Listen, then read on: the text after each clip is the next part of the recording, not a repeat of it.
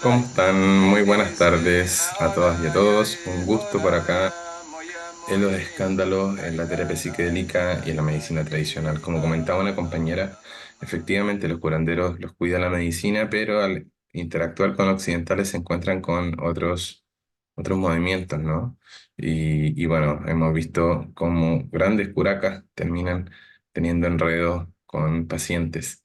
Es problemático porque en el terreno de lo psicodélico eh, underground coexisten profesionales de la salud mental, no profesionales, terapeutas muy buenos, terapeutas con mucha preparación, otros con poca preparación, y también, bueno, personas con muchos temas psicodinámicos no resueltos, con aspiraciones narcisistas de reconocimiento, que andan buscando algo, que su deseo más inconsciente no es propiamente haber conocido algo que quieren transmitir eh, producto de su curación, sino que su deseo que los mueve es otra cosa.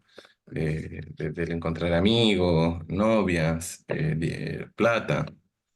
Entonces, es súper importante, como decían ustedes, repasar estos códigos éticos. Hay muchos casos de abuso y bueno, como les contaba, en los códigos de la tradición de Colombia, una persona que da medicina se sabe que está revestida de poder, por eso ellos hablan que la madre de la medicina es la misma madre del adulterio. Eh, Producto de eso están todos casados, ¿no? Entonces, lo que queríamos proponer y poner sobre la mesa es que justamente la gente con eh, disposición a facilitar medicamentos tan poderosos se vuelve inevitablemente más atractiva y emocional, sexualmente más atractiva. Y por supuesto que la responsabilidad ante eso, la responsabilidad ética, siempre va a ser de la persona que ejerza de alguna manera el poder, ya sea en un médico, un famoso, un profesor o hasta un bartender, como habíamos charlado en la reunión en vivo. Eso se debe gestionar de un modo ético. Y debe advenir eso de justamente la persona que gestiona el poder, conocer eso y actuar en relación a eso. En cualquier relación humana pueden aparecer sentimientos de atracción. Es natural, es normal que se movilicen deseos de intimidad, es sano, pero no es una buena idea que esta situación se dé dentro de un marco de acompañamiento donde cumplimos roles distintos.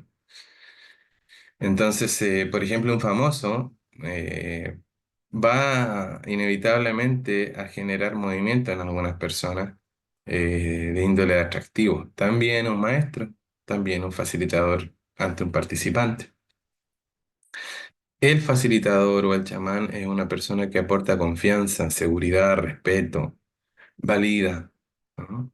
Es una persona que hace de cuidador transitoriamente en un proceso donde nosotros nos vulnerabilizamos, hay partes de nosotras que vuelvan a ser niñas, niños, y esta persona que tiene en sus manos sustancias tan poderosas eh, y que también generan una amplificación de nuestra vulnerabilidad y, por supuesto, susceptibilidad hacia la influencia.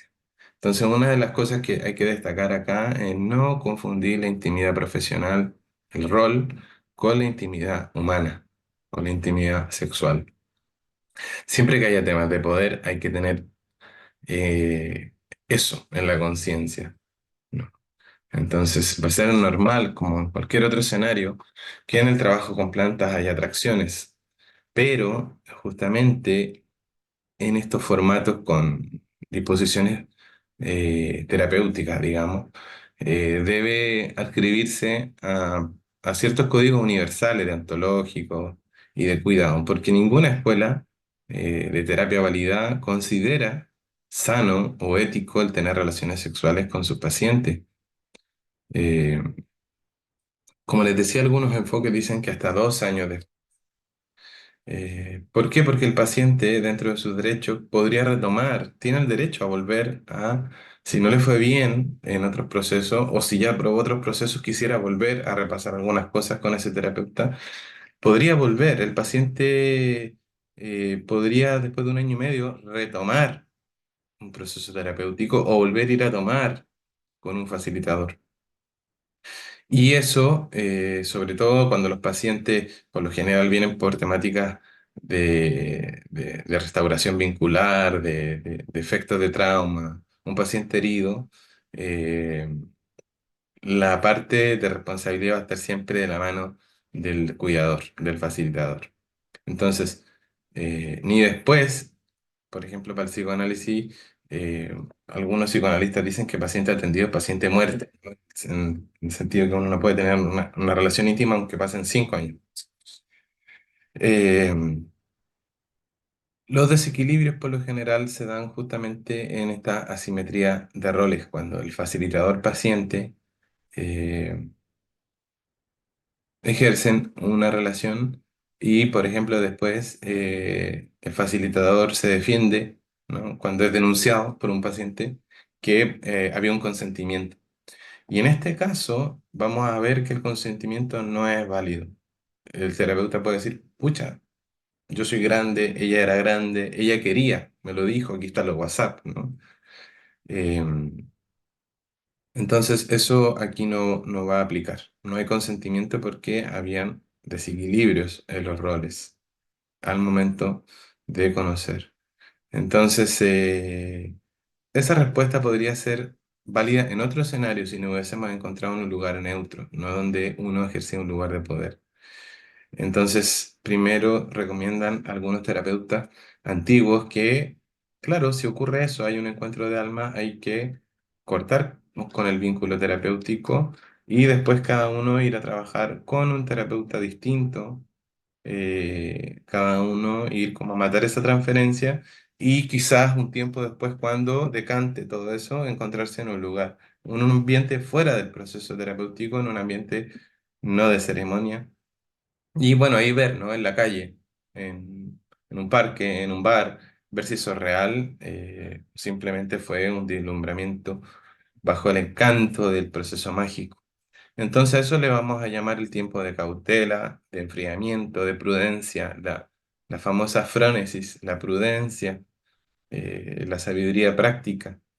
Entonces, para que eso pueda decantar, digamos, y ver si el deslumbramiento era producto del trabajo con la medicina, eh, o podría ser también algo legítimo en el tema del encuentro del amor, ¿no? O sea, no es que no pueda ocurrir, simplemente que debe hacerse con un orden, ¿no? Con timing, con ciertos transcurrires de tiempo.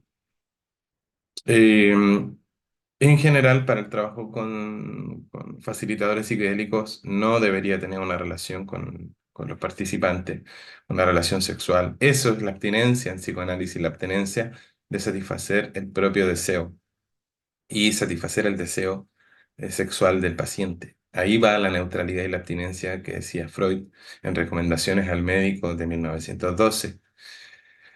Si el facilitador tuviera alguna relación con el paciente, debe esperar un tiempo determinado, fuera del proceso y en un ambiente neutro.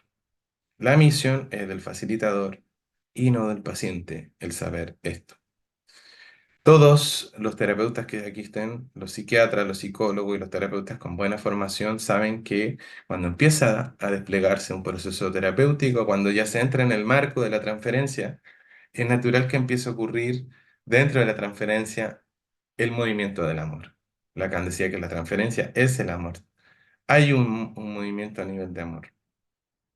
Por lo pronto, dentro de nuestros compromisos, nuestro deber es respetar la integridad. Por eso remito al texto compromiso ético del facilitador y de los participantes. Por lo pronto, no vamos a recomendar tener alguna relación íntima con los participantes, a lo menos después de 2 años de haber terminado ya el vínculo terapéutico con esa persona. El paciente, como les decía, tiene el derecho a volver a tomar con usted o a ir a terapia. Y una relación sexual entre medio va a afectar el vínculo terapéutico, ¿no? Va a generar una interferencia muy fuerte. Eh, y esto nos va ligado también con otros temas, por ejemplo, con el punto de promocionar la ceremonia, ¿no? Vamos, y vamos a hablar de historias de dinero también, ahora como segundo punto. El dinero, junto con el sexo, también tiene mucho que ver con los abusos. Por ejemplo, el recibir más o menos dinero de lo establecido o no establecer los límites. En el mundo de la terapia no se puede recibir regalos o dinero.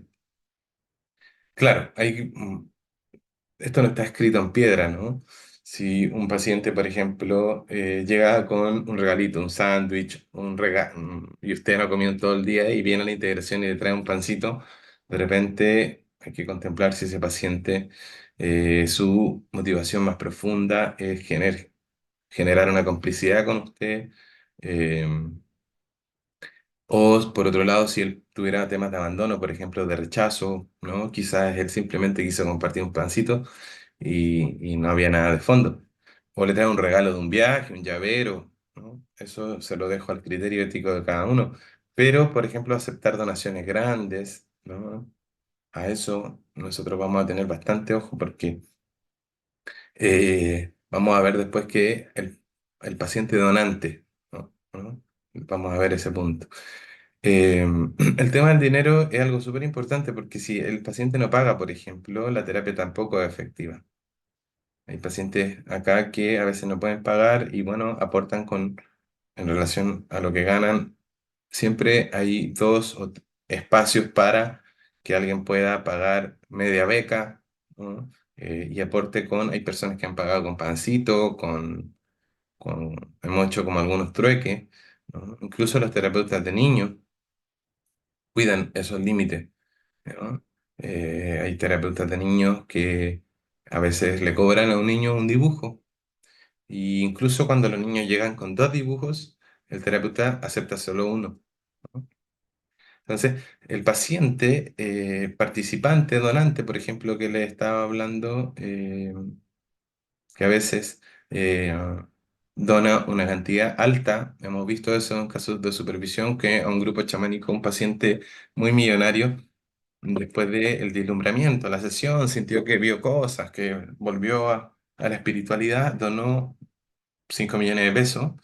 Em, ¿Y qué pasó? El facilitador con el tiempo, la supervisión, se dio cuenta que con ese paciente empezó a perder efectividad terapéutica, en pos de estar agradecido, ¿no? A veces hacía concesiones, le permitía ciertos descuidos, por ejemplo, que estuviera echado la sesión, que fuera muy seguido, eh, que lo llamara a cualquier hora. Entonces se le dibuja los límites. Entonces, ojo con el tema del dinero, es un tema súper importante que puede desvirtuar el proceso. Por ejemplo, también se ha encontrado eh, el paciente que quiere ser chamán, ¿no? Y acaba por ser donante, ¿no? Y aquí el facilitador a veces se da cuenta y empieza a manipular a la persona y empieza a decirle, por ejemplo, sí, pues podría ser, tienes que venir seguido, tienes que venir a hacer todas estas tomas, y le empieza a vender plantas, y le empieza a, a vender iniciaciones, etcétera. O al revés, un paciente donante podría terminar también controlando implícitamente al facilitador, o viceversa, ¿no? Entonces, claro, con la delimitación con eso, el facilitador a veces podría aprovecharse y sacar dinero a ciertos pacientes, prometiéndole, por ejemplo, que en algún momento va a llegar a ser chamán, ¿no? Entonces, todos esos temas son súper importantes. El paciente que no paga, por ejemplo, y queda en deuda, ahí lo remito a la clase del pago del curso de psicoanálisis para terapeutas.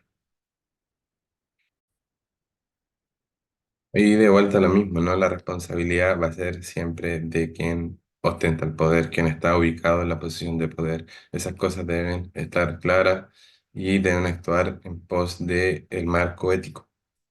Entonces, eso se va a remitir a lo que vamos a denominar el principio de no aprovecharse o explotar económicamente a los participantes. Por ejemplo, si después de una sesión un asistente quedó muy contento y quedó muy feliz y bueno, le interesa el proyecto y quiere convertirse en un socio, o hacer una donación.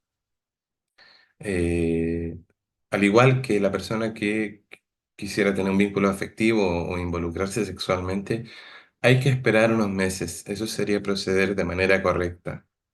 Y esa conversación debería darse fuera del marco ceremonial, no inmediatamente después. Por ejemplo, hace poco, 2, 3 años atrás, vino un gringo multimillonario a tomar y en la sesión nosotros rezamos, en una sesión de Guachuma, que ojalá que algún día se nos manifestara una tierra, a sabia terra, para no tener que pagar tanto arriendo, ¿no? Y tener que hacer tanta actividad para pagar un arriendo de un terreno.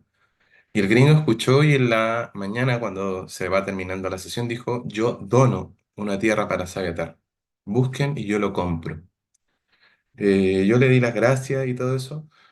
Luego conversamos y le dije que esperara un tiempo, que lo viéramos, que me interesaba.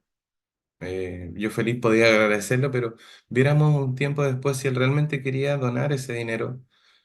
Bueno, cuento corto, él pasaron 3, 4, 5, 6 meses y encontró otro proyecto, ¿no? Conoció a otra gente y compró y se fue a ayudar a comunidades mapuche.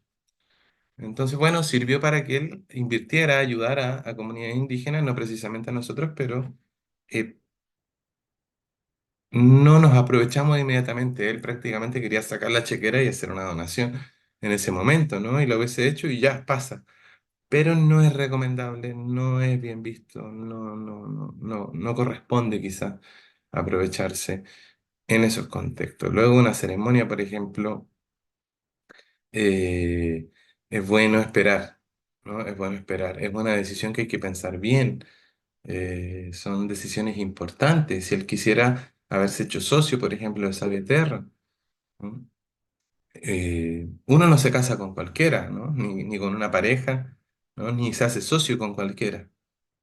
Entonces, no explotar, no aprovecharse, no lucrarse del deslumbramiento de un asistente. Eh, la in- la- Cuando uno ya toma una decisión así, tiene que ser una intención y una decisión sopesada. Y para eso el tiempo también va a ser importante. Si algo es importante ahí y para él le es realmente importante aportar a un proyecto, le va a ser importante un poquito más adelante, ya decantada la información. Y esto se aplica en términos gruesos, ¿no? Como esta donación que quería hacer el gringo de que regalarnos un terreno de 50 millones de pesos. O en pequeñas cositas, por ejemplo, el tema de grabar el día después. Un testimonio, por ejemplo, para subirlo a las redes, a YouTube o a Instagram. Entonces, todo el día siguiente de una sesión en la mañana vamos a estar bastante entusiasmados, bastante contentos. Pero la parte, digamos, verdadera o sopesada ocurre 2 meses después. Entonces vamos a decir que no es procedente, no es ético grabar inmediatamente después de una ceremonia. Usar la cara, el rostro de alguien, el testimonio de alguien que viene recién entusiasmado, al que mejor le fue, ¿no? En la ceremonia. El proceso de la gente hay que ser cuidadoso. Y aquí también habría que esperar a lo menos un mes, 2 meses para poder comunicar algo que verdaderamente ocurre en un proceso así, no después de lo más intenso. Lo verdadero se va a reportar un mes después, integrado, metabolizado, no 2 horas después, ¿ya?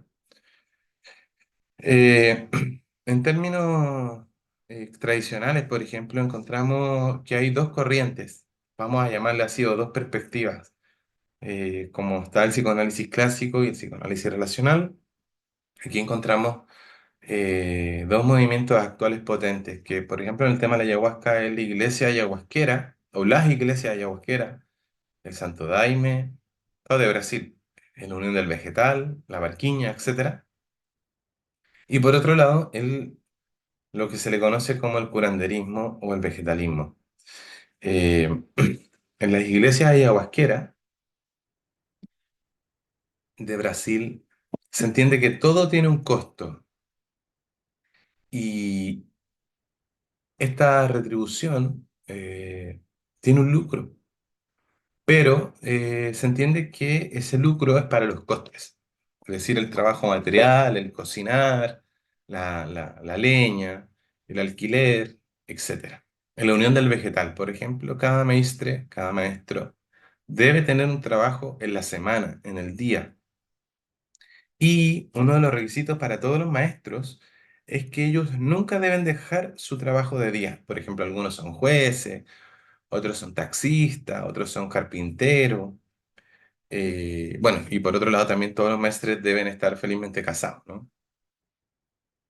Ellos parten de la premisa de cómo alguien va a ser un pastor de otras personas si no es capaz de tener una relación con una persona, ¿no? Con su mujer.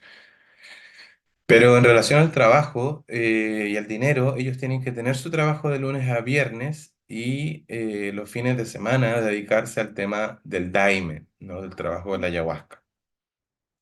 Entonces, el fin es que no sean dependientes económicamente del trabajo con el santo daime, la ayahuasca, y puedan hacer estos trabajos tranquilamente sin depender de ellos económicamente y unívocamente.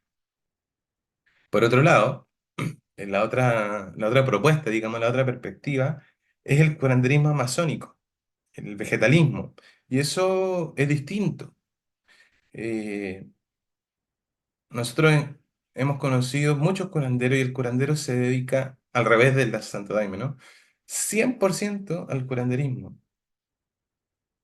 Por eso lo que hablábamos en la sesión pasada, siempre detrás de un vaso de ayahuasca bien servido hay mucho trabajo, mucha preparación, mucha dieta, mucho rezo.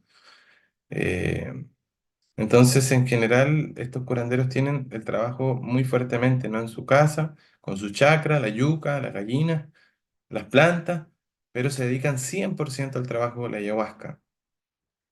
Eh, y, eh, y sobre todo hoy en día, ¿no? Con el paso del tiempo, hoy lo que encontramos en el vegetalismo mestizo que se le llama, es que las personas se dedican 100% ya al trabajo de esto, ¿no? Con dietas, las tomas de ayahuasca, a veces son muchas, esto es mucho tiempo de formación, son 10 15 años estrictamente para formarse como curandero vegetalista. Entonces es un trabajo que requiere dedicarse totalmente y no se puede estar distraído en otra cosa. Entonces, estas dos posturas, desde lo que nosotros entendemos, son legítimas y tienen su justificación. Y es el panorama que encontramos en el mundo tradicional, ¿no? Por tanto, de ello, no vamos a decir cuál es mejor, cuál peor, cada uno verá ahí su contexto, ¿no? Hay que respetar cada quien con su mundo, con su subjetividad. Pero vamos a sacar dos lecciones de aquí. En definitiva, es no buscar hacer un lucro, una empresa de esto, eh, aunque no es motivo para sentirse mal si uno cobra, ¿no? Si uno cobra, y eso se ve reflejado en la calidad de servicio, el tiempo de preparación, ¿no? Las cantidades de dietas que uno hace, si uno fue a buscar la planta, si uno paga personal, le paga a otros profesionales, las entrevistas, lo que es sostener un espacio, un centro, tiene sus costos. Entonces, si uno cobra, es para mantener eso. Por lo general toda la gente que hemos conocido siempre anda al 3 y al 4 económicamente. Nosotros también. Pudiéramos mostrar la cuenta, por ejemplo, mía, la de Sabeterra, siempre andamos ahí con la línea de crédito. Y no tenemos, yo no tengo auto, no tengo casa, no tenemos bienes, digamos, en el plano físico. Estamos ahí siempre justito para pagar todo lo que es un movimiento para hacer un buen trabajo. Entonces, los malos entendidos van a venir siempre relacionados con cálculos mal hechos. Por ejemplo, alguien puede ir a una ceremonia y usted cobra 100.000 pesos. Entonces va a decir, mira, hay 10 personas, ¿no? Y hacen dos al mes. ¡Wow! Entonces esta gente hace 2 millones en pura ceremonia. Claro, esa persona que pagó sus 100.000 no sabe que hay dos o tres que pagan la mitad, uno que no pagó, que otros dos son familia. Eh, entonces ya no son 10 que pagan, ¿no? La persona no consideró el costo de los viajes, de ir a preparar la medicina, por ejemplo. No considera los gastos del lugar, la luz, el agua, el alquiler, el equipo que trabajan. cuatro o cinco profesionales que están previamente toda la noche. eh, no considera lo que uno le dona y deja a los curanderos, por ejemplo, etcétera. Y a veces es bueno transmitir eso porque esto ayuda a aclarar que a veces no es que uno largue una llave de la casa mágica y salga la ayahuasca, por ejemplo, ¿no? Entonces la ayahuasca en general no es un tema lucrativo, por lo menos en la gente que está trabajando bien. Y no ver este trasfondo también es fácil, ¿no? Y desde afuera que se vea un poco con ciertas distorsiones, ¿no? Que nosotros, por ejemplo, nos escriben por la cantidad que cobramos, el lucro. Claro, esa gente se imaginará que nosotros primero tenemos una casa, segundo que los arriendos de un lugar grande son baratos, tercero que la ayahuasca la saco del patio, cuarto, que yo soy millonario o que me mantienen, no sé, el Espíritu Santo, o mis abuelos me dejaron una gran herencia, o que todos los que vienen a trabajar y han estudiado bastante lo hacen por amor al arte. Entonces, en definitiva, es bueno a veces transmitirlo por transparencia, ¿no? Esto gastamos, esto nos sale el lugar, esto vale los viajes, esto hemos estudiado, ¿no? Todos los costes, de alguien que limpie, todos son costes. Entonces ahora ayahuasca no es un buen negocio. Uno gasta harto y no es fácil sostener gente, ¿no? Sostener todo un proyecto. Entonces cuando uno también cuenta eso, ¿no? Que uno también genera espacios para la accesibilidad. Por ejemplo, eh, cuando a alguien le falta dinero, nunca es un impedimento. Si alguien realmente está en un proceso y está curándose, siempre hay un espacio para que la persona pueda pagar un poco menos, ¿no? Pueda aportar de otra manera. Es cosa de que lo hable ahí con el terapeuta y vamos viendo caso a caso. Bueno, ese es el segundo punto que queríamos abordar hoy. El sexo, el dinero y que están relacionados con lo que podría ser distorsiones de límite y abuso. Otro punto, vamos a hablar acá de la publicidad y el proselitismo. Vamos a dar unos ejemplos también del Santo Daime, eh, como las personas que pertenecen a esta iglesia hablan del Daime a los vecinos que no saben, ellos por lo general dicen lo siguiente: yo tomo Daime, ayahuasca, y me ha ayudado mucho. Eso es como lo que estaba autorizado. Pero está prohibido decir vengan o tú ven a tomar ayahuasca. Vale decir, no se puede hacer proselitismo ni invitar a otros. Dicho de otro modo, en los templos del Santo Daime, cualquiera puede entrar, cualquiera puede acercarse si quiere ir, pero los miembros tienen prohibido invitar a otros.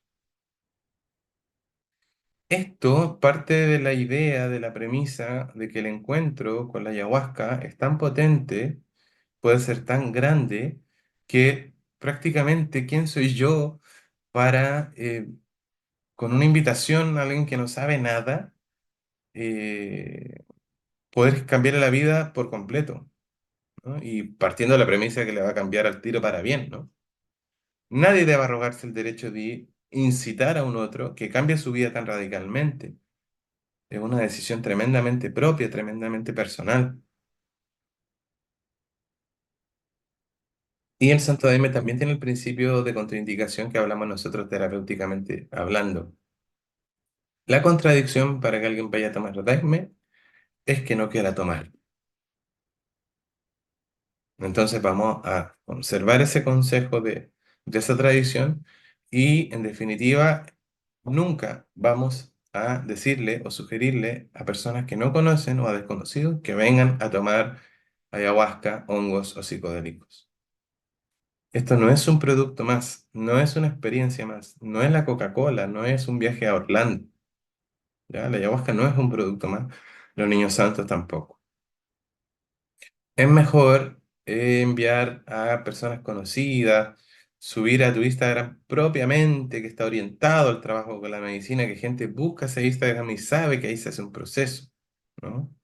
Porque yo promociono en Instagram, pero no todos buscan Savia Terra, medicina tradicional am- andino-amazónica, sino hay gente que ya está, que busca ahí, le aparece. Entonces, basta con hacer bien el trabajo. Por lo general, se va corriendo boca a boca.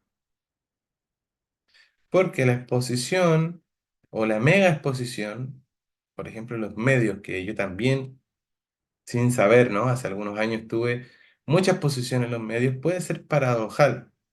¿Por qué? Porque atrajo mucha gente, pero no precisamente a la gente que nos interesa. Gente alineada con nuestro trabajo. Llegó mucha gente New Age, mucha gente un poco deslumbrada, con la metafísica, con el esoterismo, gente que solo buscaba experiencia, pero no gente que quisiera buscar un trabajo terapéutico y un proceso. Gente que pensaba que la cura era un suceso mágico y no un proceso donde hay que trabajar.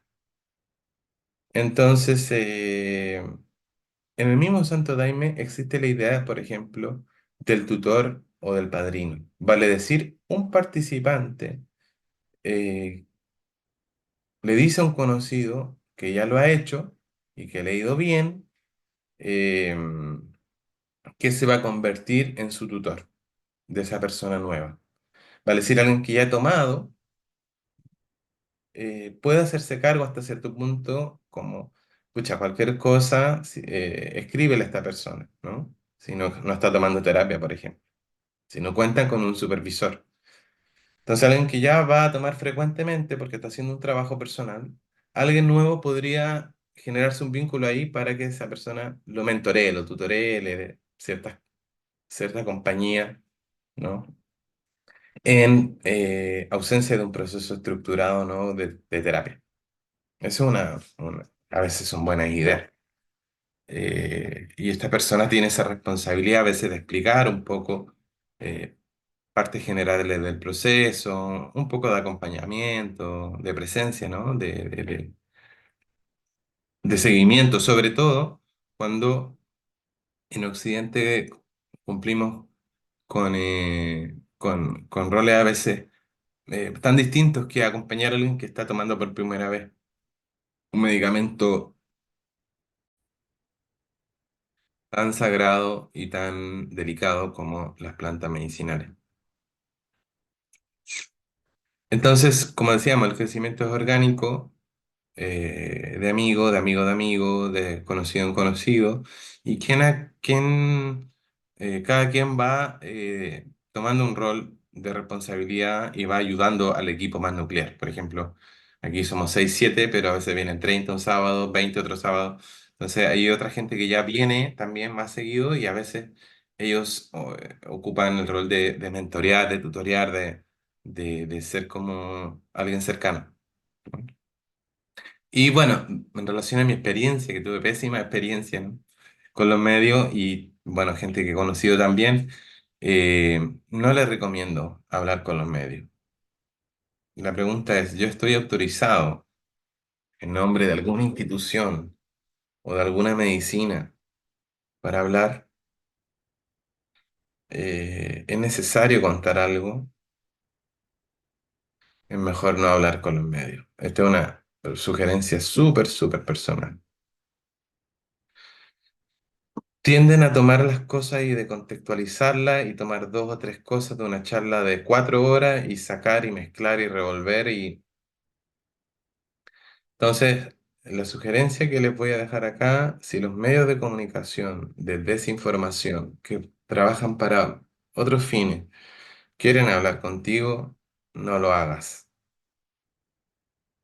Entonces, por otro lado, también el pago de impuestos es algo súper importante, porque parte del proceso que está ocurriendo es que las personas que trabajan con sustancias o con plantas quieren ser reconocidas como personas de bien que están aportando a la sociedad, y uno puede querer argumentar que es miembro constructivo de la sociedad, pero al mismo tiempo no participar de sus reglas. Entonces, no se puede creer que la administración, el gobierno reconozca algo si uno no quiere reconocer a esa administración. Por tanto, a veces es bueno eh, pagar impuestos, ¿no? Es bueno pagar impuestos, cumplir con esas leyes. También les va a asegurar justificar ingresos, ¿no? Como terapia de grupo, acompañamiento terapéutico, ¿no? Entonces deben acercarse a alguien que les ayude a organizar estos eventos, ¿no? Como los impuestos internos, como eh, agrupaciones culturales, agrupación musical, terapias complementarias, de desarrollo personal, etc. Muchas de las personas que se han ido presas al final no han sido por el tema de la sustancia, sino porque no pagan impuestos. Así es que esa es una recomendación. Otro tópico que vamos a ver hoy es el problema de los facilitadores, más controvertido, que ya no tiene que ver con el dinero y ni con el sexo, sino que tiene que ver con el poder. El tercer gran bodo que dicen los argentinos es el tema del poder. Bien porque esta persona lo adquiere o bien porque la persona se lo entrega. Un taita decía, si quieres joderte a alguien, ponle seguidores. Eh, entonces, este es un tema súper, súper, súper interesante. La fama es difícil. Ya hemos visto casos, ¿no? Como grandes taitas. A veces la fama los hace perderse en el dinero. Hace poco hablaba con un representante de la nación Quero que uno de sus grandes abuelos al final se lo llevaron por Europa, se lo llevaron para allá, para acá.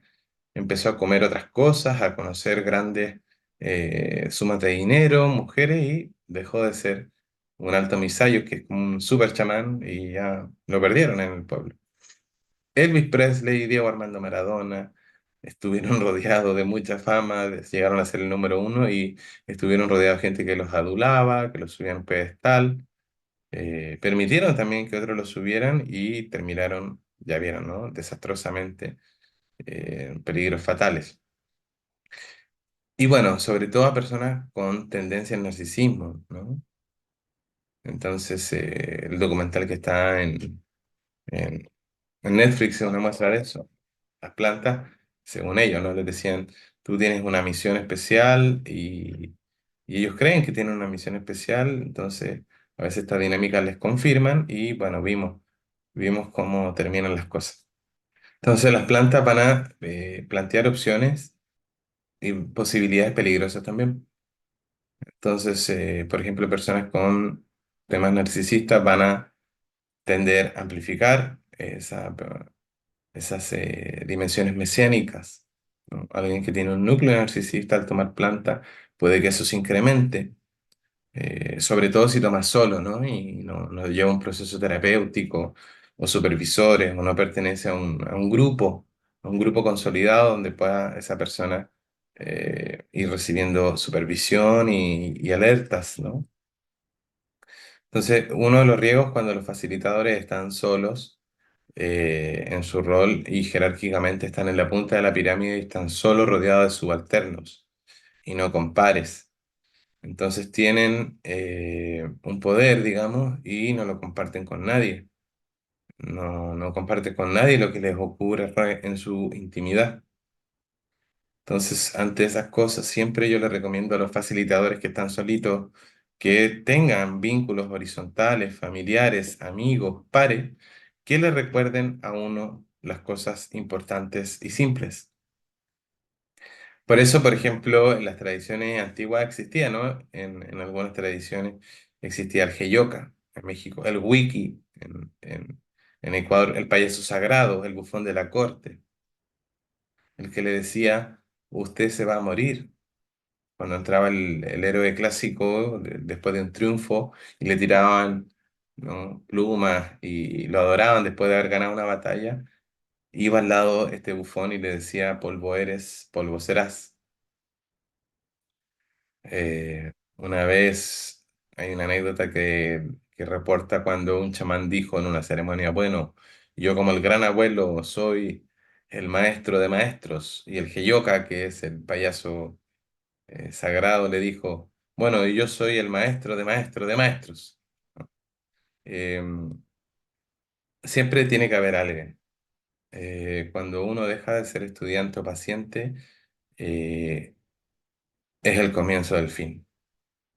Eterno aprendiz, uno debe siempre tener la humildad y la responsabilidad de someterse voluntariamente a alguien que tenga más poder que uno, alguien más antiguo, con más trayectoria, que le ayude, que le oriente, para que no se le suban los humos a la cabeza. Si alguien cree que está exento de eso, ¡pum! Trampa, ha caído en la trampa. En la antigua Grecia, Ubris, el tipo de la arrogancia, describía a la persona que, sobreestimando su importancia personal, sus propias capacidades, humillaba y maltrataba a los otros. El ejemplo clásico es cuando Aquiles arrastró el cuerpo de Héctor cuando lo venció por los muros de Troya. Aristóteles, en su Poética, explicó que el defecto del héroe trágico que lo lleva a su caída es habitualmente de este tipo. Vale decir, una persona con mucho talento, con mucho ingenio, con mucha fuerza, que termina convenciéndose que los límites y obligaciones que le conciernen a todo ser humano ya no se aplican a ellos. Y este héroe termina convirtiéndose en la medida de lo correcto, de una norma, ¿no? Él queda casi como un gran ejemplo. En las tragedias griegas, incluso en Shakespeare, está plagado de estos ejemplos. A muchos chamanes, a muchos facilitadores y buenos maestros le ha pasado esto. Por eso yo digo, el Rafa Nadal, Roger Federer, Djokovic, los grandes tenistas tienen hasta el día de hoy un entrenador personal. Siempre es bueno tener a alguien que nos acompañe y relaciones horizontales que nos reflejen y nos den otra perspectiva. Así es que eso, ese es el tercer riesgo. Ahí están los tres grandes riesgos para los facilitadores. No límites de dibujamiento en relaciones de sexo, intimidad, confundir intimidad laboral con intimidad sexual, el dinero, los tres grandes monstruos y el poder.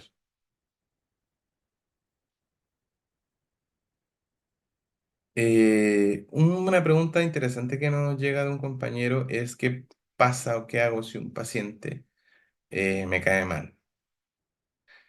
Es normal que por cosas de la vida hay gente que nos cae mal y punto, ¿no?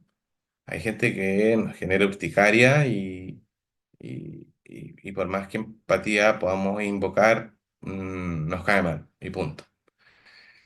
Y claro, con la gente que nos cae bien es fácil trabajar, pero cuando alguien nos cae mal, bueno, uno debe cumplir su rol y también tenemos que encarnar ese rol. Ahora, ante eso, siempre vamos a sugerir que eh, alguien del equipo, si cuentas con un equipo, va a llevarse bien con esa persona o menos mal que tú, o a alguien de tu equipo no le va a caer tan mal como a ti esa persona, ¿no? Que por algún tema, un punto ciego o simplemente por naturaleza a ti te cae mal. En general, por ejemplo, acá los que nos conocen, Facu les cae bien a todos, entonces, bueno, Facu va. Facu es como el que le cae bien a todo el mundo y él va a veces cuando un paciente tiene contratransferencia o transferencia muy fuerte conmigo. Entonces el que está más a cargo de esa paciente. O al revés, ¿qué pasa cuando alguien, por ejemplo, nos cae demasiado bien? Entonces, ante esta disyuntiva, lo mejor es estar muy claro de lo que está pasando, reconocerlo, esta persona me cae el después, este me cae pésimo en el mismo grupo, y lo mejor es intentar ser lo más neutro posible y no hacer distinciones.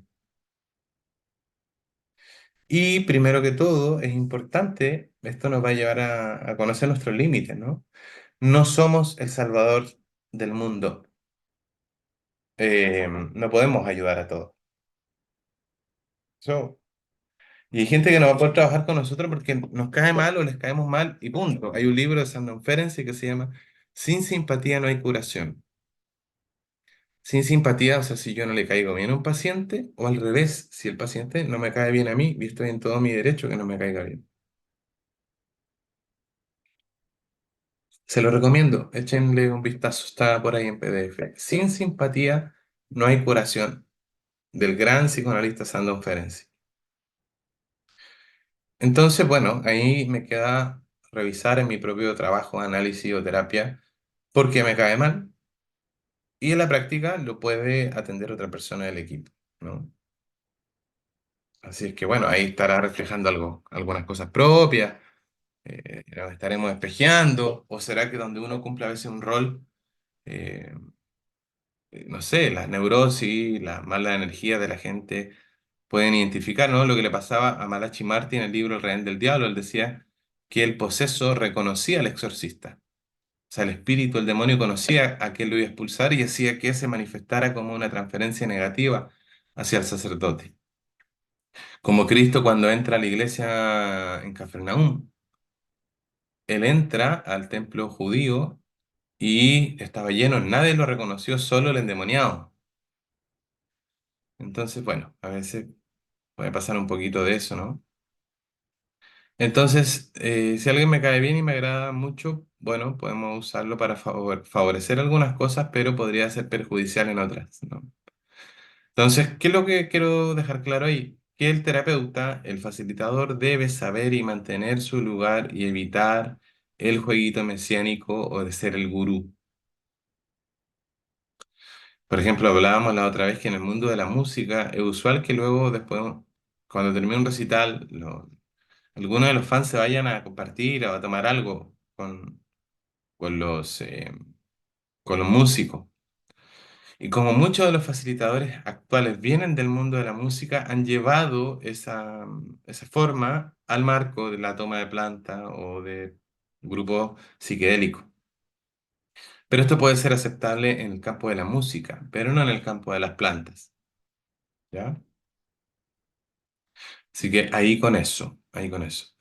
Y bueno, y esto nos conecta con, vamos a llamar un, una bandera roja, otra bandera roja, otro peligro es justamente el aislamiento de los facilitadores. Hay poco contacto entre los directores, facilitadores o guías.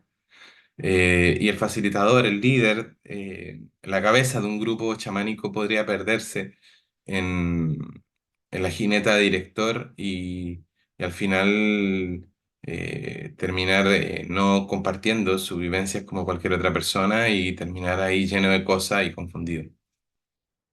Hay una anécdota de un director de la película que va pasando por una habitación y abre su computador para revisar el rodaje cuando estaban grabando una película, mientras que todo su equipo, el editor, camarógrafo, estaban abajo del hotel emborrachándose en un bar luego de un día muy duro de rodaje.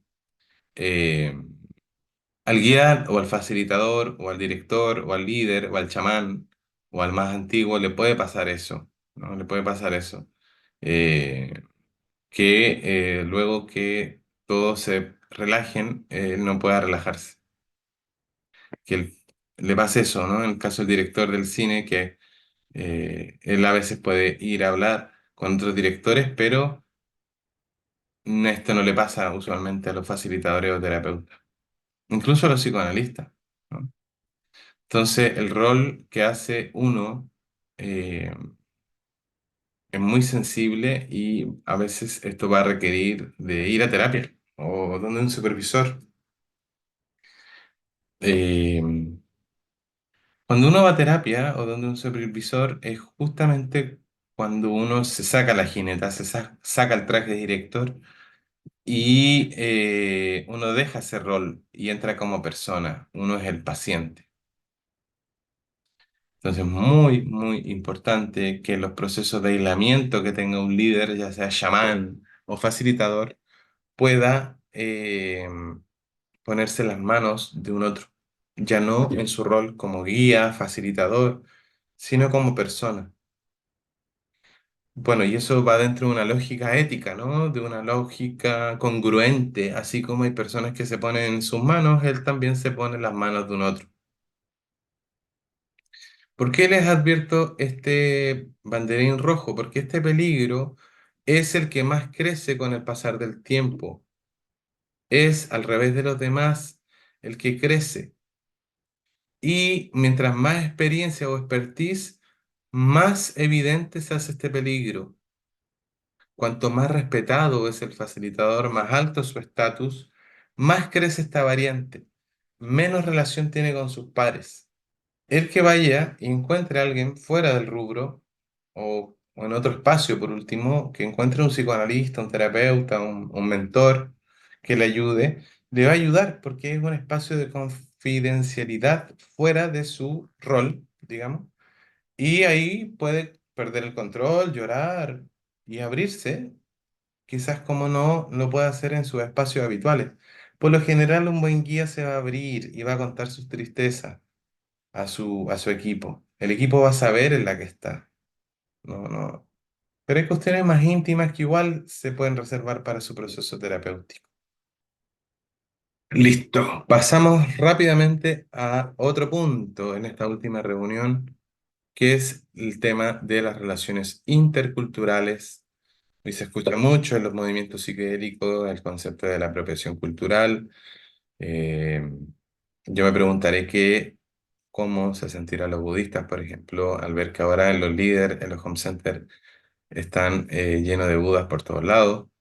Eh, Hoy los budas son como los gnomos, ¿no? Los duendes eh, de los años 90, ¿se acuerdan? Los más viejos que habían en las casas, ¿no? De clase media, por lo menos. Yo vivía en Puente Alto, La Florida, San Bernardo. Habían duendes en los antejardines como protectores. Eh, y hoy se venden en todas las tiendas los Budas y uno va a los centros de Reiki, de terapia alternativa, está lleno de Budas por todos lados. Incluso en casas donde ni conocen tienen Budas puestos, ¿no? Eh, yo lo digo esto porque a veces es como para reflexionar en torno a el tema intercultural. El trabajo con las sustancias fuera de su lugar de origen, en los países eh, eh, donde se adoptan modalidades culturales distintas, tienden a ser muy diferentes a como son propiamente en el lugar de origen. Me llamó mucho la atención cómo hoy nos escriben a Sabiaterra chamanes, nuevos chamanes para ofrecerse, para dar ceremonias que cantan y en sus Instagram están llenos de plumas, de collares, de cosas. Y tú bajas, bajas, bajas en su Instagram y hace 2 años no tomaban planta, ¿no? Y nos escriben a Sabiaterra para ofrecer sus servicios como cantores, como facilitadores.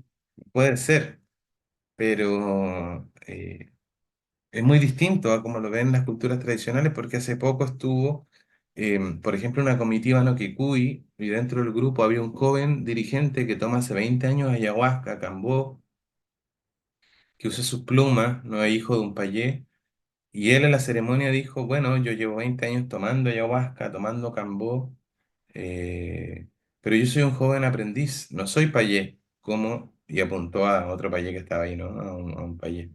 Entonces, acá en Occidente se toma muy a la ligera, es más por voluntad personal que por indicación o porque es inevitable. Le voy a recomendar un libro que se llama A mitad de camino, ¿no? Que es personas que creen que por tener algunas experiencias ya van más adelante de lo que realmente están en los caminos espirituales. Incluso algunos eran ayudantes y hasta que se moría el maestro. Y a eso me refiero con la caída inevitable. Terminaban después ellos convirtiéndose después de 20 30 años, ¿no? Entonces, ¿qué es lo que vamos a sugerir en este curso? Un principio, el principio de respeto, respetar lo que la otra gente respeta. Por ejemplo, si en un país donde no existe el judaísmo, una persona va, conoce una sinagoga ortodoxa y se compra fuera una kipá, estos gorritos que usan los judíos, eh, y la empieza a ocupar como si fuera un rabino, y se va a su país de origen y empieza a usar la equipa y todos sus amigos empiezan a usar la equipa judía, eh, sería natural que quienes pertenecen a esa tradición se empiecen a molestar. Los rabinos dirían, ese no sabe nada, estuvo aquí 1 mes, 3 meses y cree que sabe, ¿no? Y bueno, en una cultura donde nadie sabe mucho, la gente va a creer que él sabe, ¿no? La gente no va a saber si él es real, si es un rabino legítimo o no, ¿no? Entonces, en el uso de atuendo, de condecoraciones, de nombres, de indumentaria, hay que ser respetuoso, respetar lo que otra gente respeta. Eh, Porque esto de raro que le puede parecer a alguno que un chico tan joven vaya y use cintillos, collares que compró de raro pasa a ser ofensivo. Y de ofensivo podría pasar a ser sacrílego. Entonces, hay mucha gente aplicada que ha ido a la selva, que ha hecho su camino, que ha aprendido el idioma, que se ha insertado en una comunidad, que ha recibido reconocimiento de alguien de la comunidad y, bueno, crean relaciones de reciprocidad intercultural y empiezan a recibir de a poco, ¿no? Regalos. Por ejemplo, este regalito, justo aquí lo veo. Ese regalito me lo regaló un taitita, ¿no? Que es un gorro quero, de la tradición quero de los últimos ayllus de los Incas. Pero él me lo regaló luego de estar en varias ceremonias, de conocer, ¿no? Que ellos me reconocen como un abuelo occidental. Ese collarcito también me lo regaló un taita Cofán, que él usó 20 años, era, él mismo se lo tejió, lo bendijo el taita querubín, el Diomedes se llama. Y bueno, después de estar en un trabajo, ¿no? De conocernos, él me lo regaló como una protección, como una bendición a mi trabajo. Yo no se lo compré, no se lo pedí. Son cosas que uno de a poco va recibiendo, ¿no? Con el pasar del tiempo y se usan con mucho respeto, con mucho cuidado, ¿no? Entonces, ese es un punto súper importante, el respetar lo que la otra gente respeta. Crear reciprocidad, uno aportar, dejar mensajes, tratar de hacer un puente, ¿no? De rescatar la sabiduría de los pueblos también y retribuir, por ejemplo, todos los trabajos que hacemos en Sabia Terra con abuelos de las tradiciones indígenas, el 100% de los recursos para ellos, ¿no? A nosotros no nos sobran los recursos, pero bueno, hay un AINI, ¿no? Tenemos el respeto, la autorización, el cariño de ellos y nosotros también les devolvemos con una ayuda. Entonces, cuando el extranjero solo le da plata al curandero, va a generar un desequilibrio en la comunidad. Bueno, aprovechando el tiempo, voy a responder unas preguntitas que son útiles para todos. Aquí el compañero nos dice qué pasa con los duelos si es bueno el trabajo con psicodélico. Eh, la etimología de duelo es duelum, de duele, de dolor, es un desafío, uno de los grandes desafíos, ¿no? Muchas veces el dolor se silencia con medicación o con salidas medio maníacas, ejercicio, pero hemos visto que eso no ayuda a procesar el duelo, al contrario hay duelos que se terminan enquistando. Cuando alguien quiere trabajar el duelo, que a veces la gente no lo quiere hacer porque cree que es olvidar a la persona, uno lo ayuda a recordarlo de una manera distinta, ¿no? De otro modo.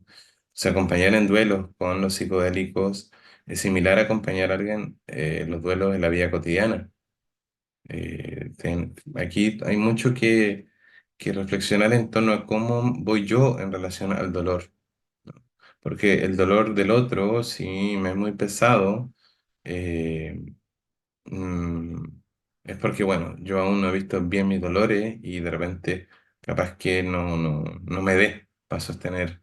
Son procesos a veces potentes cuando se abren y mejor, en general se dice que no, alguien que haya tenido un duelo reciente, pero en general es mejor evaluar bien la situación puntual de cada momento. Hay personas que sí les haría bien y hay personas que no. Si bien es cierto, un psicodélico podría ayudar a dar recursos emocionales, espirituales, eh, ayudar a la restauración de la persona, a la autocuración, a entender, a elaborar un duelo. Hay que ver también los recursos y los medios del entorno de la persona. No todo el mundo va a estar en condiciones de involucrarse en un trabajo de exploración profunda y demandante como es con un psicodélico. Sería como empujar a alguien al río, alguien que no sepa nadar.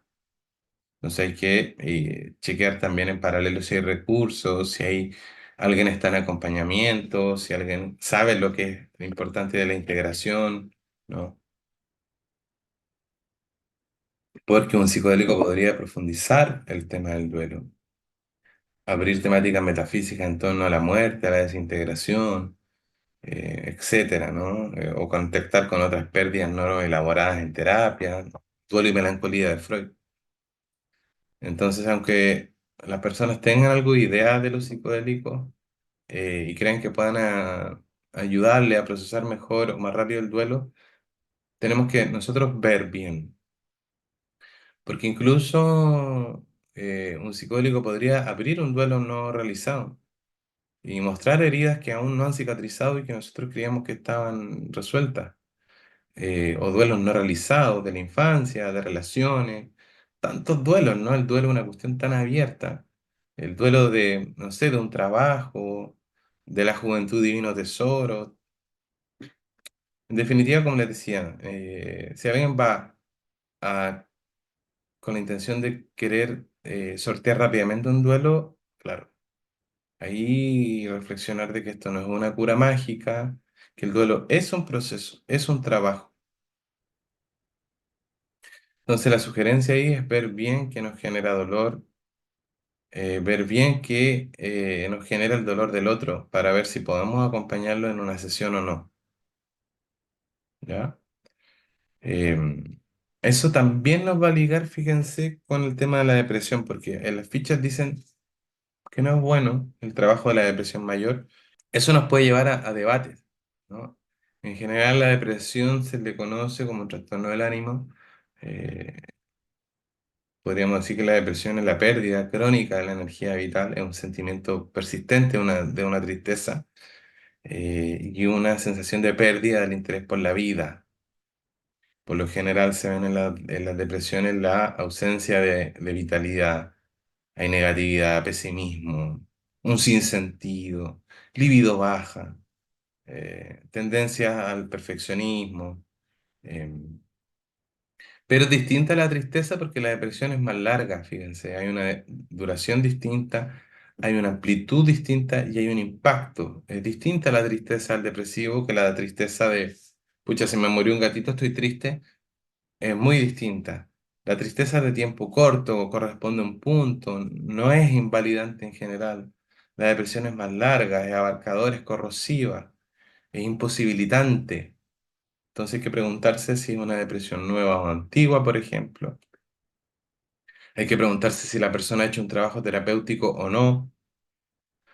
Entonces hay que considerar todas estas cosas y otras tantas para ver si esta persona con depresión le va a ayudar realmente o no. También podría un trabajo con psicodélico aliviar temporalmente o amplificar y profundizar una depresión.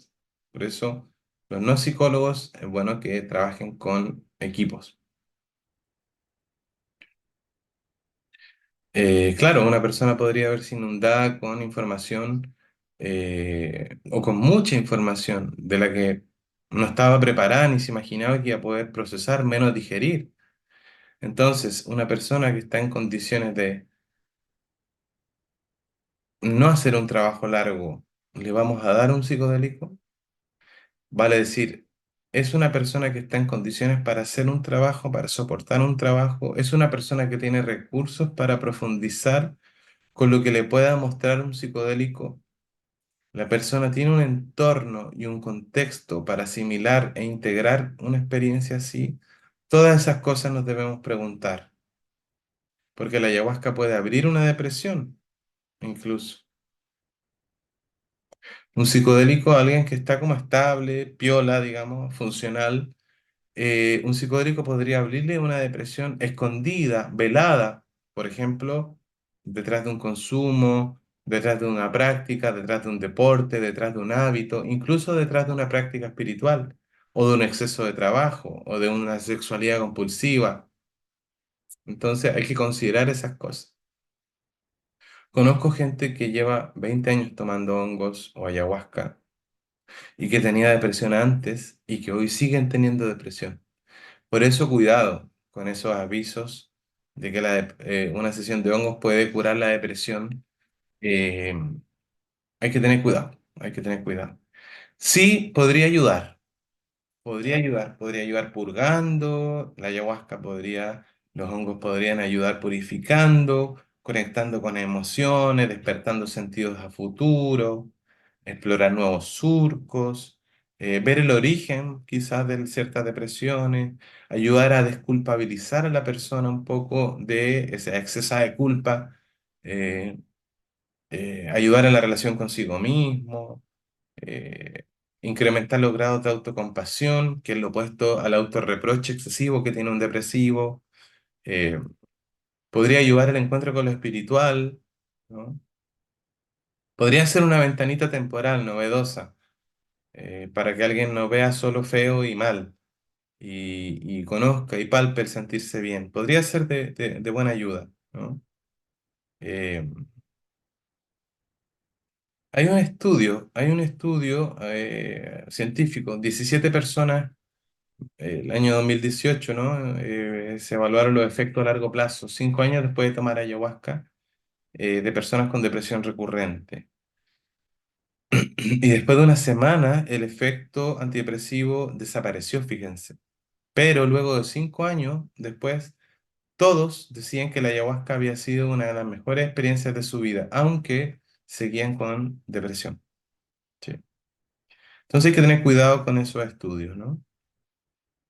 En relación a la temática del narcisismo y el bypass espiritual o la evasión espiritual, que John Wilgood habla, ¿no?, del bypass espiritual, les envié el libro Psicología al despertar, y a mitad de camino que también se habla del bypass espiritual en profundidad. Así es que échenle un vistazo a eso, ¿no? Uno de los errores más usuales que vemos es los intentos, por ejemplo, de algunos guías de promover o de algunas personas de creer o de convocar, por ejemplo, el perdón prematuro. Esto de estar siempre en el amor, o no mires el pasado, hay que mantenerse en el presente, o la rabia no es algo espiritual. O no te puedes enojar con el otro que te maltrata, ¿no? O los no límites, en definitiva. Confusiones de niveles, errores a veces en ciertas espiritualidades más eh, de fachada, ¿no? El no me baño, ni me limpio el pelo, ni me corto las uñas, porque mi práctica espiritual dice que no somos el cuerpo. Entonces no me preocupo de cómo me vea. Entonces, bueno, ahí vemos cuando hay personas que tienen poco desarrollo psicológico y se quieren meter a prácticas espirituales, cualquiera este sea, toma de psicodélico, meditación o aferrarse a la cruz, pensando que eso, estando firmemente ahí, le va a ayudar a resolver esto otro, ¿no? Hay un dicho zen que dice, antes de iluminarte, corta madera y carga agua. Después de iluminarte, corta madera y carga agua. Vale decir, eh, trata de seguir el mismo. Hay otro libro que les recomiendo que se llama Después del éxtasis, la colada. Es un libro muy interesante que hacer después de haber tenido muchas experiencias místicas en relación a la integración, ¿no? Una vez le preguntaron al Dalai Lama en una conferencia, ¿no? ¿Qué debo hacer para iluminarme rápido? Y el Dalai Lama se puso a llorar. Y después le preguntaron, Su Santidad, ¿por qué llora? Y él dijo, se me vino y me imaginé y sentí todo lo que tiene que haber sufrido esta persona para querer iluminarse rápido. Bypass espiritual es un temazo, ¿no? Es un temazo. ¿Qué hacer en esos casos? Bueno, someter al encuadre, ¿no? Someter al encuadre, concientizar, enviar literatura. Eh, Alguien con bypass espiritual no va a querer hacer las fichas. Entonces, en algún momento se va a dar cuenta que es necesario hacer las fichas.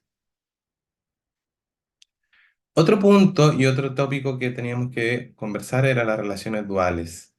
Las relaciones donde se superponen dos o más tipos de relación. Es un riesgo invisible que hay que conversar y hacer visible. Por ejemplo, paciente es, comillas, empleado de una institución. Llamemos el ejemplo nosotros a Beaterra. Viene una persona a hacer aseo y la persona viene a tomar planta. Y esta persona en un momento quiere pedir un aumento de salario, pero el jefe es la misma persona que hace la ceremonia. Y en la ceremonia, la persona, por ejemplo, no quiere mostrarse vulnerable o no quiere llorar para que su jefe o colegas no lo miren mal, ¿no? Una vez le pasó a un psicólogo y por fortuna me lo conversó, me dijo que él venía a la ceremonia y una vez quería vomitar, quería llorar, pero dijo, pucha, ¿cómo me va a ver el Andrés que yo soy el psicólogo del equipo y me va a ver así, ¿no? Entonces, o al revés, una chica quería pedirme un aumento de sueldo, pero claro, sintió que en una curación le sacaba un demonio, entonces dijo, bueno, ¿cómo le voy a pedir un aumento de sueldo si me estaba sacando un demonio el sábado de la ceremonia? Entonces, son situaciones importantes que hay que revisar y son las relaciones duales. Otro ejemplo, una mujer con depresión empieza a ser pareja de un facilitador y ella empieza cada vez a respetar menos al facilitador y en la sesión le empiezan a afectar eh, ciertas intervenciones del facilitador y bueno, el facilitador a veces la ve mal en la sesión y no sabe si acompañarla como facilitador o dejarla, ¿no? Entonces, eh, es una cuestión difícil de manejar. No digo que imposible, pero hay que clarificarla, que hay una relación dual. Otro caso de relación dual es lo que mencionamos delante, ¿no? Cuando un donante aporta una gran cantidad de dinero y el facilitador lo acepta porque lo necesita, y luego el donante empieza a pedirle ayahuasca, por ejemplo, o honguito, y le quiere convidar a su familia, ¿no? Y no está preparado, pero el facilitador ya que está recibiendo alta suma de dinero, no queda otra y le convida un poquitito para que lo haga. Eh, entonces ya no es ese aprendiz o participante una persona neutra, digamos, ¿no? Va a tener privilegios distintos, explícitos o implícitos. Entonces estas cosas van a quedar prohibidas en los códigos éticos. Y bueno, si hay una relación dual, básicamente hay que hacerla consciente y conversar sobre los riesgos. Si uno es guía, debe saber que va a estar influenciando a un otro y que va a tener ahí una onda y tiene que conversarla con la gente de su equipo. Es una fragilidad que podría potenciar el vínculo entre las personas implicadas o irlo distanciando o anulando. Puede cortar el flujo comunicativo. Entonces, el facilitador debe considerar que la persona que toma con él es frágil en una ceremonia. Entonces debe tener una disposición de apertura para escuchar. ¿No? Bueno, los últimos elementos que vamos a entregar en este curso son algunas herramientas para facilitadores e integrar las experiencias. Em, Vamos a recordar la técnica de las piezas de puzzle.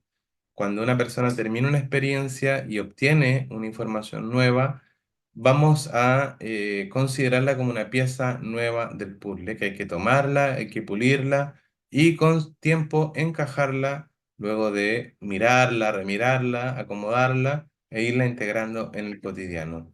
Hay que tomar esa pieza, hay que limarla, hay que contextualizarla en el marco relacional, contextual donde nos desenvolvemos y para eso hay que considerar un antes, un durante y un después em, y ver qué hacemos con esto nuevo que nos apareció, cómo lo vamos encajando en nuestra vida.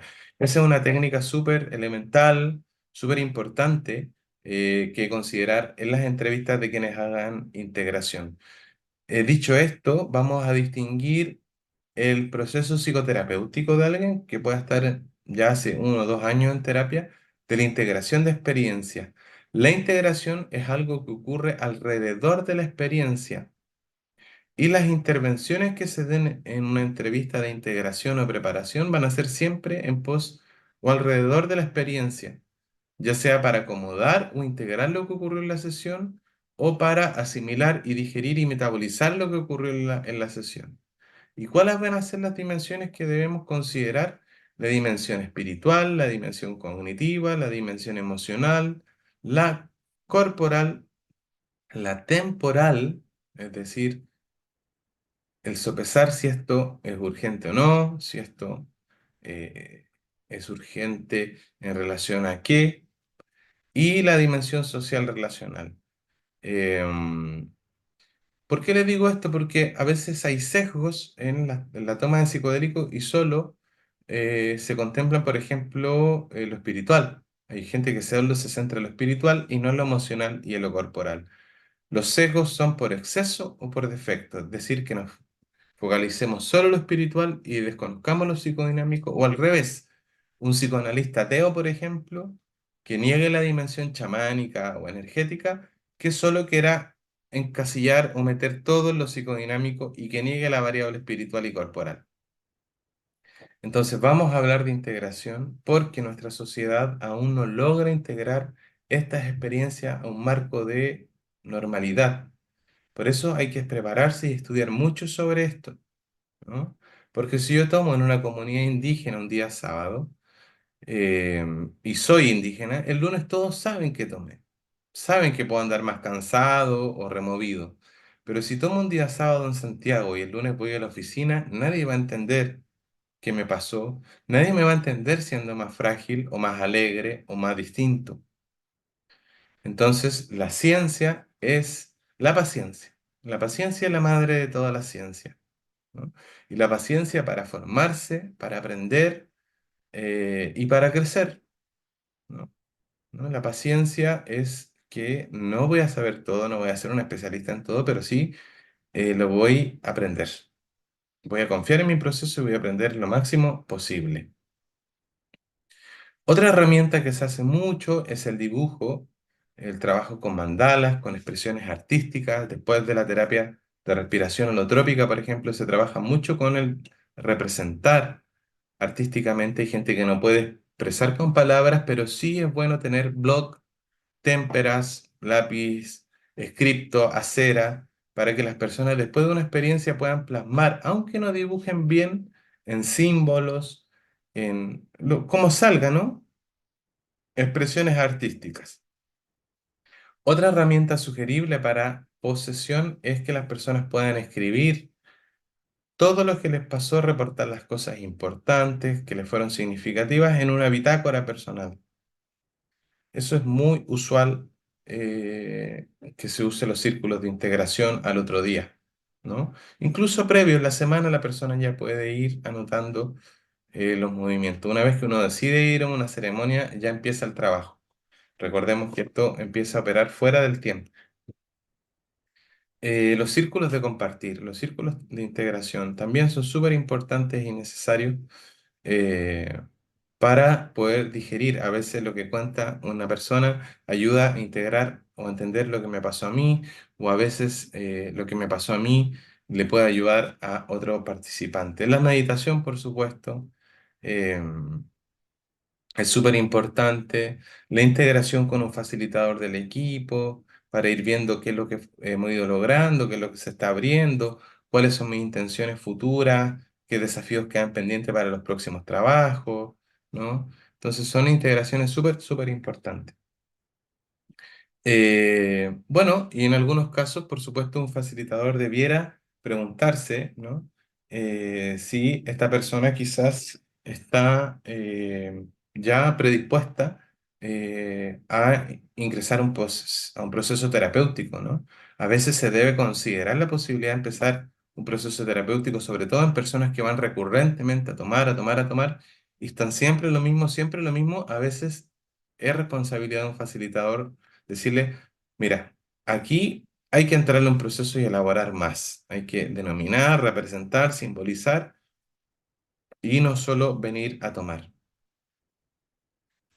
Eh, Efectivamente, el trabajo con arte, con dibujos, con mandalas, van a representar, el mandala va a ser como un objeto transicional, un espacio de transición de lo que está adentro, de lo que se me movió adentro, hacia afuera, ¿no? Va a ayudar a la gente que le cuesta poner en palabras. También a quienes les cueste el mandala les recomiendo el trabajo con collage, ¿no? Por ahí hay varios textos, apuntes o PDFs videos en YouTube donde hacen talleres muy lindos de cómo trabajar con collage, ¿no? Um, entonces, cuando una persona tiene un tigre en su visión y en su dibujo el tigre queda medio descafeinado, ¿no? El facilitador puede tener revistas, por ejemplo, que compren el Persa, del National Geographic, no sé, ¿no? Cosas para que puedan hacer un collage, ¿no? Los círculos de compartir son súper interesantes. Es una oportunidad transicional entre la experiencia, como le digo, que se vivió y el mundo de afuera, poder representar. Debe ser un espacio de seguridad para el grupo, donde cada persona pueda asimilar la experiencia. Debe tener un tiempo y un espacio para que las personas se vayan desplegando tranquilamente, a su ritmo. Eh, es un momento para ampliar, para florecer la experiencia, para ampliar los significados, eh, al desplegarse pueden ir ganando otras dimensiones. No, no son círculos que busquen cerrar o acotar, al revés, ¿eh? Son formas también, que nos permiten, dejar abiertos, ¿no? Tareas, enigmas. También es una forma de honrar al misterio de la curación, ¿no? Que no es algo cerrado o escrito en piedra.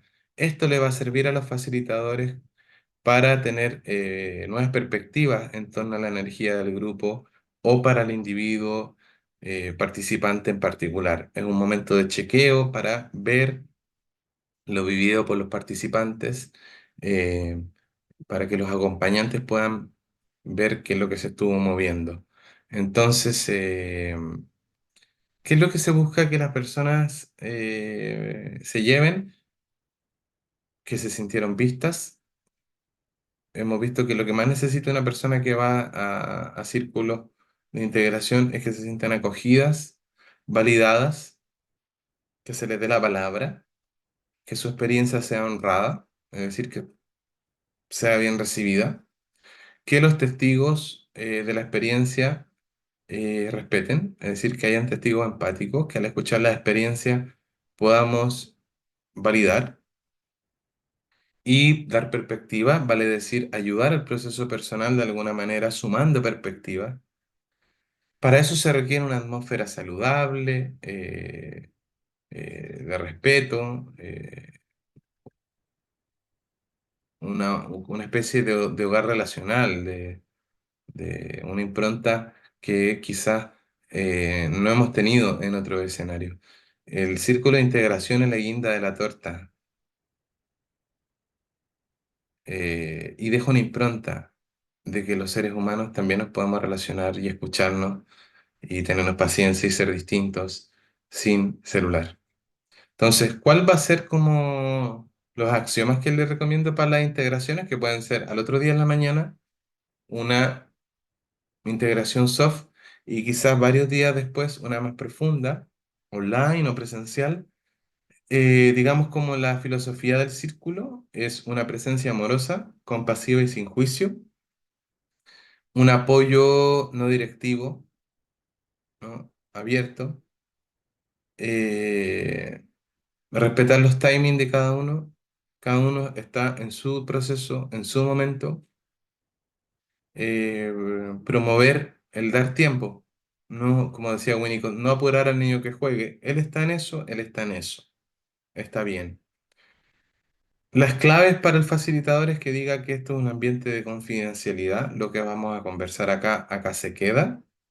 Por favor, conversemos todos bajo el marco del respeto, del apoyo, la presencia, la autenticidad y por sobre todo con escucha activa, con un sentido de comunidad. Eh, y bueno, vamos a ir tomando algunas notas, vamos a dar algunos reportes, ¿no? Vamos a, ir dando algunas, eh, quizás indicaciones, sugerencias en relación a lo que ustedes nos vayan diciendo. Y ese círculo va a ser, digamos, eh, la guinda de la torta, va a ser el postre de una buena comida, es lo que va a dejar un buen sabor. Incluso yo les digo que es súper importante hacer buen círculo y para eso hay que aprender algunas herramientas terapéuticas, habilidades, destreza, porque una ceremonia, una sesión puede haber ido bastante bien, pero si al final se tuerce, se arruina todo. Eh, yo siempre le digo a la gente que trate de, hablar cosas que, sean ad hoc en relación a no contar cosas muy fuertes, muy perturbadoras, porque estamos todos sensibles, quizás cosas, si vieron violaciones, por ejemplo, reservar eso para el espacio privado de su terapia y contar cosas concisas con pocas palabras. Eh, eh, no alargarse tanto tampoco. Entonces, bueno, y los que estemos escuchando, ser testigos compasivos de lo que vivieron los demás, ¿no? Eh, el propósito es compartir y, bueno, ir tejiendo la primera impresión de la experiencia. Por eso digo, s- lo que conversemos acá va a ser una primera impresión. Después con los días y con la integración personal de cada uno vamos a ir decantando más, pero vamos a explicar que esta es una parte importante.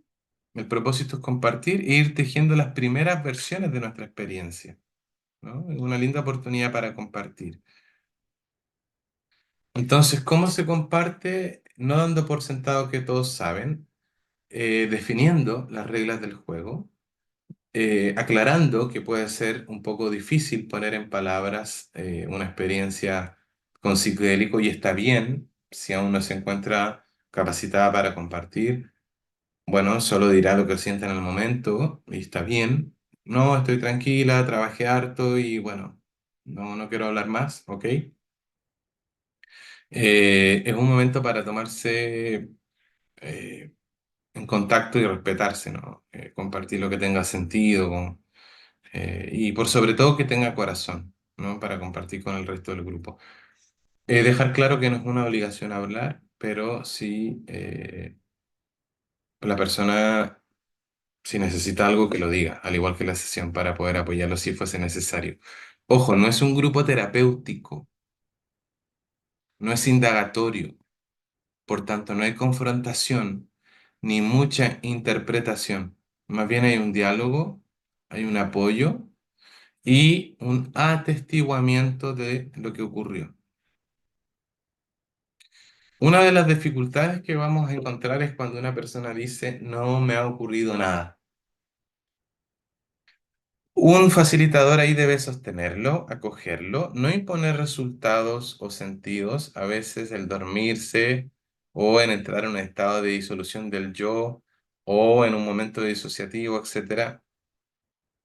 Es mejor dar contexto, por ejemplo, decir a veces pasa y luego con el tiempo van apareciendo cosas, ¿no? La medicina siempre trabaja, quizás te van a ir llegando acomodes durante la semana. Eh, Así es que no afligirse, sostenerlo, acogerlo si alguien dijo que no le pasó nada. Otros momentos difíciles que pueden ocurrir en los círculos de integración es que existan dinámicas o choques o dificultades entre los participantes.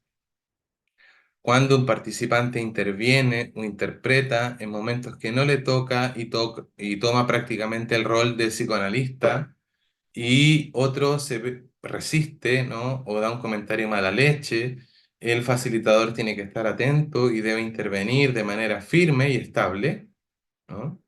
Eh, Porque es probable que esa persona que intervinió demasiado o metió la cuchara demasiado interpretativamente, ¿no? Es probable que esté amasando su propia historia, ¿no? Y hay que intervenir y reencuadrar. Reencuadrar es volver a repetir las reglas. Y uno interviene para que la persona no quede enganchada, ¿no? Y pueda navegar bien lo que estamos conversando, el propósito del círculo. Entonces ahí hay que permanecer súper centrado y comprender empáticamente que estamos cuidando el grupo y eso es todo. Y que nuestro rol es cuidar el grupo. Por eso a veces hay que poner pausa, ¿no? Eh, Cuando un participante proyecta sobre otro eh, y culpa, por ejemplo, factores externos, que había mucho ruido, que el de al lado me molestó, que la organización aquí, y pierde la atención en su propio proceso, el facilitador le puede sugerir algunas preguntas, por ejemplo, si te ha pasado esto antes, o si esto que te pasó lo relacionas con algo. O también le puede decir si esto le es familiar o le resuena con algo. um, o decirle, bueno, vamos a abordarlo en privado, aparte del grupo, ¿no? Para ver qué es lo que pasó, ¿no? Cuando también ocurre cuando un participante empieza a relatar, a relatar, a relatar y la historia se vuelve interminable y el participante no detiene el relato y no entiende tampoco las señales que uno le hace como que ya estamos en el tiempo, ¿no? Ahí se debe intervenir. Uno dice, me parece que está bien por ahora, ya has compartido bastante, lo demás podemos seguirlo conversando en privado, ahora tenemos que, en honor al tiempo, seguir escuchando a los demás, ¿no? Entonces, para eso es bueno al comienzo ver el número de participantes y el tiempo que se dispone para el cierre y sacar un proporcional, ¿no? Entonces, también una buena sugerencia al principio cuando uno no tiene tanto dominio de grupo, es que alguien lleve el tiempo derechamente, ¿no? Haga sonar una sonaja, una campana, ¿no? Así no es el facilitador central el que debe estar interrumpiendo, sino que un ayudante, alguien, ¿no? Tiene la campanita, el péndulo o algo que hace sonar. Otro factor que ocurre a veces es que un participante en pleno relato entre en proceso en medio del círculo. Entonces hay que tener un plan de antemano y que uno de los ayudantes se sienta a su lado, quizás pedirle, llevarlo a tomar agüita, ¿no? A caminar un ratito y que la persona siga siendo acompañada mientras el líder sigue conduciendo el grupo. Eh, Otra experiencia que se puede dar es que cuando alguien dice, bueno, esta era la última salida que tenía, en la terapia de grupo a veces alguien puede decir, perdón, en los momentos de integración a veces se da que alguien dice, pucha, esta era mi última oportunidad y bueno, no me pasó nada y siempre me pasa lo mismo, así es que este era mi último intento. Bueno, son momentos que hay que validar el sufrimiento, dar contexto. Por ejemplo, ocurre a veces que uno camina por el desierto y a veces hay que caminarlo un buen tiempo. No intentar maquillar o sacar algo positivo, ¿no? Sino ofrecer apoyo, fuerza, confianza, esperanza y no caer en el furor curandis, ¿no? Contar experiencias personales, contar que a otros participantes les ha pasado, ¿no? Que, pucha, no les pasa nada y vienen y no les pasa nada. Está bien. Simplemente comento estas cosas que son un poco incómodas, pero que a todos les ha pasado a los que hacen círculos de integración. Eh, los desafíos aquí para los facilitadores son los siguientes. No perder la paciencia. La presencia es lo más importante para un facilitador. Es lo que el facilitador es el pilar, es la voz, sostiene el grupo. Su postura, su prosodia, su atención es el sostén, es el que maneja la nave, digamos. Entonces la presencia del facilitador es la que marca el tono del grupo, ¿no? Y a veces, claro, el sueño, el hambre, las preocupaciones, la activación emocional que tenga uno por una situación difícil, también pueden intervenir. Entonces hay que tomar esos resguardos. No es fácil sostener solo. No es fácil sostener solo, lo mejor es sostener entre varios, ¿no? Hacer el círculo, el facilitador más dos, tres, cuatro ayudantes. Otro desafío para los facilitadores es asumir roles que no ayudan. Vale decir, ponerse en el rol del superterapeuta, sobreinterpretar, responder a todo, ponerse casi en el rol del gurú, como vimos hace algunas sesiones, el todo, etcétera. Vale decir, no quitarle el poder a la vivencia o a la persona. Ahí hemos visto mucho, ¿no? De que lo que se quiere transmitir implícitamente es que nuestro grupo es lo mejor y allá afuera no lo hacen tan bien como nosotros, ¿no? Sí, puede ser, ¿no? Pero cuidado con eso, ¿no? No es necesario. Eh, Otro punto que hemos visto en supervisiones es el enganchar con alguien o con alguna situación.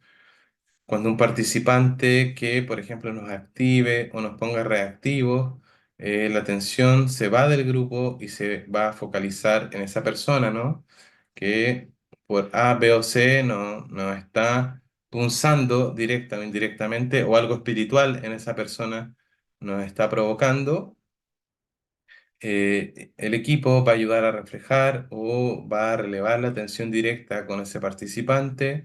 Eh, Así es que son estrategias que uno puede tener, ¿no? Si un participante por A, B o C me está haciendo la contra, otro de mi equipo se va a dirigir a él y va a tratar de reflejarlo, de focalizarse en él. Es muy, muy necesario que si cometemos errores nos disculpemos. Momentos que cometemos errores naturalmente, hay que reconocerlos, hay que afrontarlos con prontitud. Decir después de una ceremonia o en un círculo, sí, tiene razón, quizás estuve despistado. Oye, Andrés dice sí para que me acompañara al baño y tú te sentaste y prendiste un mapacho. Tiene razón, estaba despistado, estaba pendiente de otra cosa en ese momento. Hay que disculparse de forma honesta, ¿no? No justificarse, ni recriminar, ni justificarse mucho. Hay que admitir el error, disculparse y quizás reparar, preguntar, ¿no? Tampoco quedarse culpando eternamente, hablarlo con el equipo.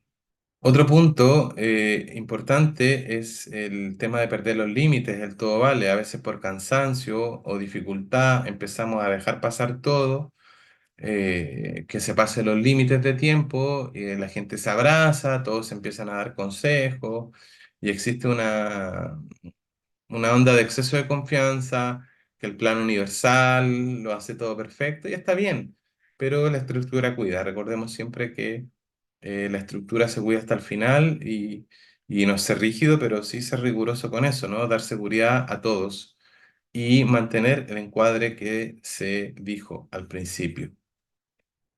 Así es que cuidar hasta el final. Bueno, me parece que dejamos algunos elementos en este curso breve que les pueda ser útil. Como les dije no, al principio, ¿no? Que no íbamos a transmitir cómo se lleva una sesión, sino aspectos, tips o elementos que hemos aprendido en la clínica con los años y espero que les haya sido útil. Yo me alegro de haber compartido con ustedes. Eh, Seguro nos vamos a volver a encontrar. Muchos ya están inscritos para el próximo curso, así es que nos vamos a ver ahí, ¿no? En los cuidados espirituales, en los trabajos con plantas y psiquedélicos. Así es que espero que les haya sido útil. Los felicito por querer cuidar el trabajo con medicinas tradicionales o con psiquedélicos, por querer cuidarse a ustedes y por querer cuidar a los asistentes. Así es que sin más que darle las gracias, desearle mucho éxito, muchas bendiciones y darles las gracias por su confianza. Nos vemos prontamente. Nos vemos. Muchas bendiciones. Chao, chao. Payacute sin chisca, payacute sauchaguan, mancoris payayu.